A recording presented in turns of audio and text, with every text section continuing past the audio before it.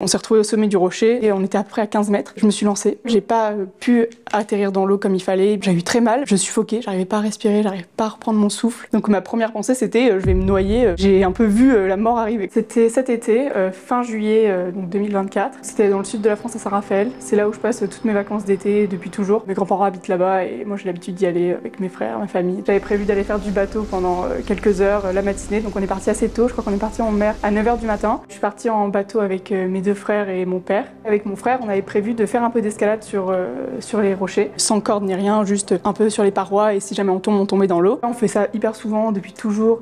C'est des endroits qu'on connaît super bien et on aime beaucoup faire ça. On s'est retrouvés au sommet du rocher et on était à peu près à 15 mètres. J'ai pas peur du vide, j'ai pas forcément le vertige, mais j'ai pas l'habitude de sauter d'aussi haut. Moi, à chaque fois que je saute des rochers, je saute jamais à plus de 10 mètres parce que je me disais à plus de 10 mètres, ça fait mal. Et mon frère me disait mais si, t'inquiète, c'est pas grave, tu peux y aller. Au pire, ça fait un plat des pieds. Et on connaît l'endroit, on sait qu'il y a du fond, on sait que ça craint rien. Je me suis lancée, j'avais peur, mais j'y suis allée quand même en pensant que je risquais rien. Et pendant le saut, j'ai eu un peu une perte de contrôle. Quand je sautais à 10 mètres, en 2 secondes, j'étais dans l'eau et c'était terminé. Là, la chute, elle a duré peut-être plus longtemps, 3 secondes, 4 secondes, je sais pas. J'ai un peu vu la mort arriver, quoi. J'ai vu que c'était très très haut et que j'ai pris peur, une vraie peur comme jamais j'ai eu peur. Ça m'a déconcentré, je sais pas, une demi-seconde.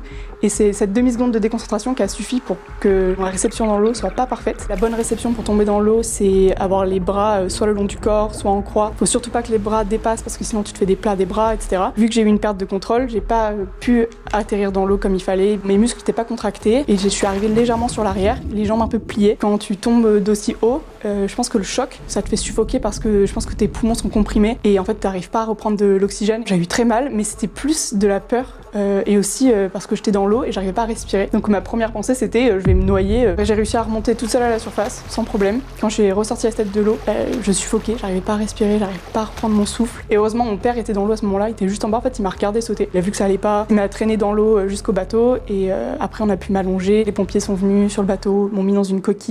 Puis m'ont emmené dans l'ambulance. Je me rappelle avoir dit aux pompiers que ma douleur, je la situais sur une échelle de 1 à 10 à 7. Même peut-être 6,5 j'avais dit, donc assez soutenable. Honnêtement, ça faisait pas si mal que ça. Moi, dans ma tête, j'avais peut-être un petit tassement ou alors, je sais pas, un énorme bleu ou un truc un peu grave, mais pas tant que ça. Je suis arrivée aux urgences vers 11h du matin ou 11h30. On a commencé par me faire une radio simple et puis ensuite on m'a fait un scanner pour avoir le détail de la fracture. J'ai été immobilisée pendant toute la journée et j'avais pas le droit de bouger du tout, je pouvais pas me lever, rien, donc je suis vraiment restée toute la journée allongée. C'est le soir à 22h que les résultats sont tombés. La médecin m'a dit que j'avais donc une double fracture des vertèbres, la vertèbre T10 et T11, c'est donc les vertèbres thoraciques, c'est au niveau je dirais milieu haut du dos. Quand elle m'a dit ça, j'étais un peu choquée déjà. Je pensais vraiment pas que je m'étais cassé des vertèbres et je me suis demandé à quel point c'est grave, est-ce qu'on va m'opérer, est-ce que je vais avoir des séquelles toute ma vie. Je me suis posé beaucoup de questions et en plus aux urgences j'étais toute seule.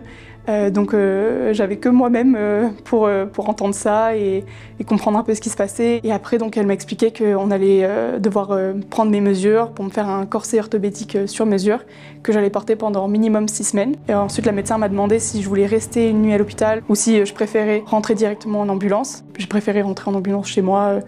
Même si j'avais pas encore le corset. Les 2 premiers jours je suis restée allongée, le temps de recevoir mon corset.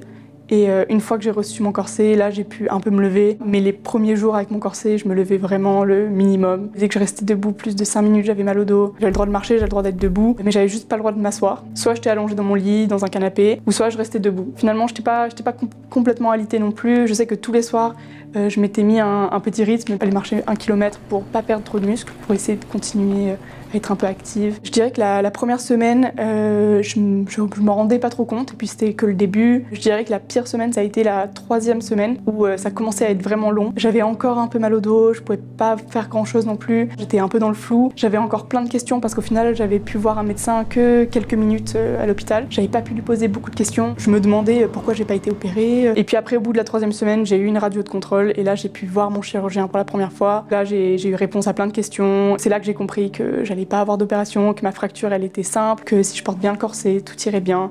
Enfin voilà, là j'ai compris que ça allait, que c'était pas si grave que ça, qu'il fallait pas que je m'inquiète. J'ai été vraiment rassurée après ce rendez-vous-là. Finalement ça guérit tout seul, en fait c'est comme un bras cassé, il faut juste le mettre dans un plâtre, l'immobiliser pendant quelques semaines Et après, faire de la rééducation. Finalement, c'est pareil. Passer l'été sans pouvoir faire grand-chose, c'était un peu dur. Le corset, je le gardais vraiment 23 heures sur 24. Je l'enlevais juste pour prendre une douche. Il faisait très chaud, je transpirais beaucoup et je pouvais pas du tout sortir. J'avais invité des copains à la maison, je les voyais sortir, ils étaient à la mer, à la piscine, etc. Et moi, je pouvais pas. Je commence déjà à être un peu libérée parce qu'à partir de maintenant, j'ai le droit d'enlever un peu le corset. Je peux l'enlever quelques heures par jour et là, au fur et à mesure des semaines, je vais pouvoir l'enlever de plus en plus. Et normalement, à la fin du mois, donc d'ici 2-3 semaines, j'en aurai plus du tout besoin. Après, voilà, ça dépend de comment réagit mon corps, comment je me sens. Mais là, au fur et à mesure, il va falloir que je l'enlève et que je m'habitue, que je reprenne un peu la mobilité. Avant cet accident, je connaissais pas du tout les risques des sauts en mer ou en lac, etc. Et je sais qu'avec mes frères, on en faisait beaucoup et on incitait aussi nos copains à le faire aussi. Pour nous, c'était pas très grave, alors qu'en réalité, c'est extrêmement dangereux.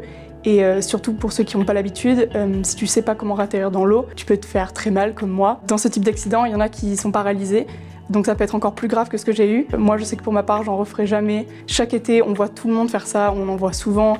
Et souvent, c'est des gens qui n'ont pas l'habitude et qui sentent la pression du groupe. Ma leçon serait de se dire qu'il faut vraiment s'écouter. Si ton corps il te dit c'est trop haut, j'ai trop peur, il faut surtout pas y aller.